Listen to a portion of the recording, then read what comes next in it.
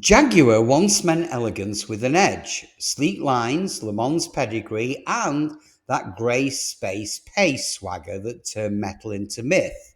Yet in 2025, the brand that ruled the fast lane, well, it's barely moving. Registrations have cratered, dealers are quiet, and a rebrand that was meant to save the company just turned it into a global punchline. So today, we're telling the story of Jaguar's last stand, the single decision that detonated a 102-year-old icon, the dominoes that were already wobbling, and whether anything can still be rescued. So don't click away, because this isn't just about Jaguar. It's a warning to every legacy brand trying to reinvent itself overnight. So say these names out loud with me: Ferrari, Lamborghini, Rolls-Royce. What you hear is identity. Now, for decades, Jaguar belonged in that conversation. It was a British badge that blended attainable luxury with racing credibility. Now, under Jaguar Land Rover, the corporate picture often looked okay. Profits at group level, while sadly, the Jaguar badge itself, well, that just shrank into a footnote. By 2025, global sales had completely collapsed compared to 2018, and a home market Europe, well, turned its back on the Jaguar. Now, to understand how a company born as the Swallows Sidecar Company in 1922, reborn as SS Cars, and finally renamed Jaguar in 1945, how they climbed to global desirability, only to misread the 2020s so badly that you have to revisit what Jaguar sold at its peak, and that was a feeling. See, every later decision chipped away at that feeling. Jaguar's rocket fuel was engineering drama that you could live with: a twin cam straight six that sang, an E-type silhouette that stopped traffic, and 5 Le Mans victories in the 1950s that said, "This beauty bites." The promise, grace, space, pace, well, it was genius. You weren't buying specs, you were buying persona. Scale, though, was always a risk.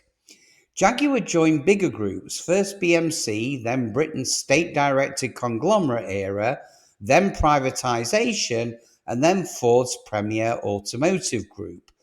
Cash and capability arrived with every single chapter, but sadly, so did dilution. Excuse me. Every owner tried to modernize Jaguar without breaking the spell. Some succeeded just enough, but others didn't. Now, under Ford, the range expanded, but the profits didn't. Under Tata from 2008, Jaguar and Land Rover were yoked together. Land Rover exploded while Jaguar just drifted. Now, as crossovers devoured sedans, Jaguar's saloon-heavy range, well, it aged in place. The F-Type stirred the soul, and I know that because I bought one. But volume lived in XF, XE, and XJ segments, and they were losing oxygen fast. And then came the EV pivot. Now, instead of evolving Jaguar's persona for the electric age, well, leadership tried to erase it and replace it. So the late 2024 rebrand landed with a thud: a flattened J logo and lifestyle slogans like "Live Vivid," and a high gloss ad with no cars at all. The internet simply roasted it. Worse, excuse me, the creative direction abandoned the big cat iconography that had anchored brand memory for generations. Now, if you break the mental link between Jaguar and a Jaguar, well, you don't look modern, you just look unmoored. Now, here is the core error. Jaguar tried to reintroduce itself to new buyers before reminding old buyers why it ever existed in the first place. The brand swapped identity for aesthetics and personality for palette. Now, this was deadly because Jaguar's audience were older, spec savvy, and emotionally attached to heritage, and it needed continuity, not amnesia. Now, rebrands work when they amplify DNA, but Jaguar's move looked like witness protection. The market punished the misstep because, Well, three headwinds hit a fragile pivot all at the same time. First came the category confusion. Now, Jaguar's value lived in the sleek GTs and the charismatic sedans. The showroom skewed crossover with F-Pace, while the Halo products, well, they just went quiet. The lineup stopped teaching the public what Jaguar actually is. Next came EV timing versus EV identity. Now, electricity wasn't the problem, anonymity was. See, Tesla sells futurism and Porsche sells electric performance with Porscheness. Jaguar needed an electric E-Type for now, a sculpture with teeth and a soundtrack substitute for the soul, but instead, the pitch spoke in generics. Finally came price without a why. See, premium numbers only work when buyers feel the story.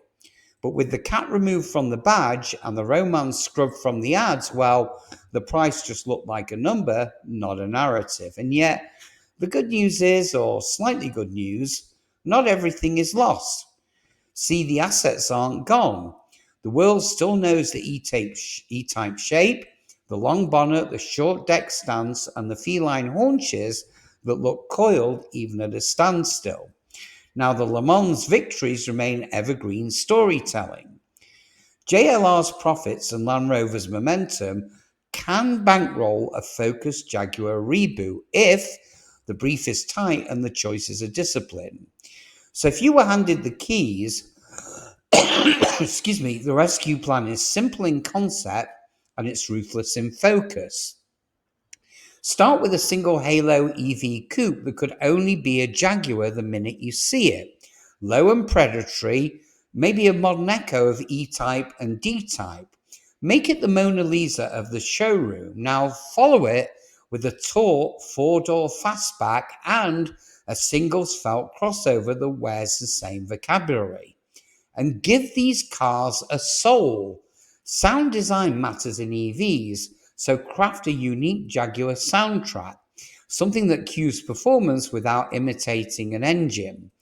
Tune the steering weight, throttle mapping, and brake feel for feline fluidity. In other words, bring back the cat.